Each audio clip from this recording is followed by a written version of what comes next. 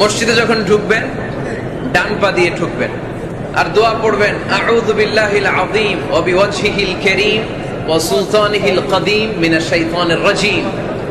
বিষ্ণু সাল্লাল্লাহু আলাইহি ওয়াসাল্লাম বললেন, যে ব্যক্তি মসজিদে ঢোকার সময় এই দোয়াটা পড়বে, শয়তান আফসোস শুরু করে, সে বলে, হায় হায়, সারা দিনের জন্য তো তুই আমার ওয়াসওয়াসা থেকে বেঁচে গেলি, আজকের সারা দিনের জন্য তোরে আমি হারালাম, আজকের সারাটা দিন আল্লাহর পক্ষ থেকে প্রোটেকশন নিয়ে তুই বেঁচে গেলি, আজকের জন্য যা, কালকে তোরে আমি ধরবো।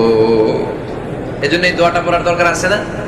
আউযু বিল্লাহিল আযীম ওয়া বিওয়াজহিল কারীম ওয়া সুলতানিহিল কদীম মিনাশ শাইতানির রাজীম। 4টা বাক্যের দোয়া। মুখস্থ করতে কষ্ট হলে যে ইউটিউবে চলে যাবে আজকেই, ওখান থেকে শুনে আপনারা মুখস্থ করে নেবেন, এই দোয়াটা পড়বেন, তাহলে ওই দিনের জন্য শয়তানের ওয়াসওয়াসা, টেম্পটেশন, প্রভোকেশন থেকে আপনি আল্লাহ তাআলার প্রোটেকশনে চলে গেলেন। সুবহানাল্লাহ পড়েন। তারপর আল্লাহর হাবিব বললেন, ঢুকা